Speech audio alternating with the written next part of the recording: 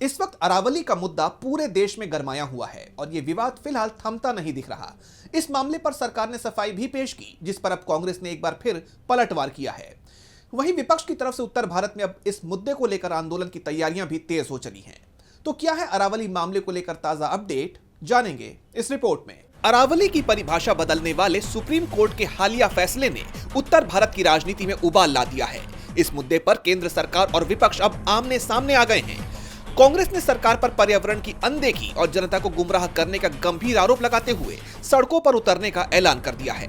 इस बीच कांग्रेस के राज्यसभा सांसद जयराम रमेश ने सरकार की मंशा पर सवाल उठा दिए। उन्होंने एक्स पर पोस्ट किया, अब ये बिल्कुल साफ हो गया है कि अरावली मुद्दे पर केंद्रीय पर्यावरण, वन एवं जलवायु परिवर्तन मंत्री सच को पूरी तरह नहीं बता रहे हैं और जनता को गुमराह कर रहे हैं।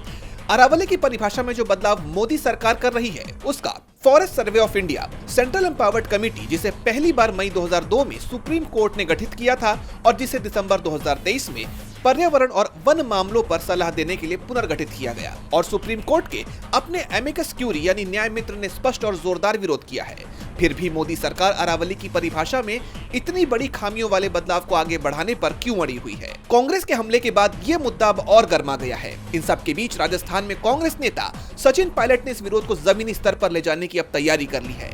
पायलट ने ऐलान किया है कि अरावली को बचाने और सुप्रीम कोर्ट की नई परिभाषा के खिलाफ कांग्रेस 26 दिसंबर को जयपुर में एक विशाल प्रदर्शन करेगी।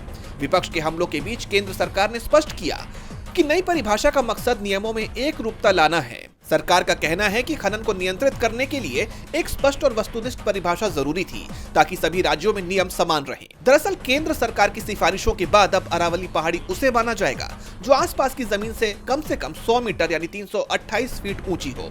साथ ही दो पहाड़ियों को श्रृंखला का हिस्सा तभी माना जाएगा जब उनके बीच की दूरी 500 मीटर से कम की हो।